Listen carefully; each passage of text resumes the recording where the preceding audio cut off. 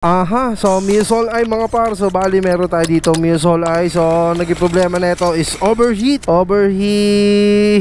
Ayan o, tapul yung intake at exhaust, baba taas mga par. Tapos ito yung cylinder head, ayan o, puti. Tapos tutong ang kanyang internal, ayan o, yung takip ng head.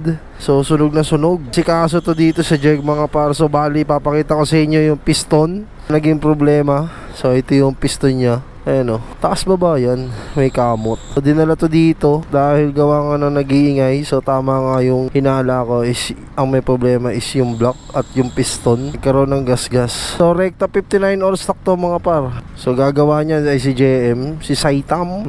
So tutong na tutong, so lilinisan na lang to, sasalpakan ng block na pang 59. Tapos papalitan ng cam valve spring, cam gear na injector, tapos i-degree ni boss Eman. So ang gagawa na ito ay si JM mga par. Ayan o, si JM. Malalaman natin kung anong brand ang ilalagay dito sa 59 all stock sa may Musol ay mga par. Sikaso na yan dito sa jeg mga par. Let's go. Ito yung itsura ng Musol ay na cylinder head. So tutong na tutong mga par. Ayan o, Siga ang may-ari, Siga. So napabayaan to sa langis. So sigamit lang. So gagawin 59 power, 59 all stock. So si JM ang gagawa nito Musol ay. Ayan, so inaasikaso na ni JM yung cylinder head na Musol ay na gagawin 59 all stock mga par. So mamaya abangan nyo to pag nabuo to ngayong araw na to. So ang schedule na to is Musol ay. Let's go!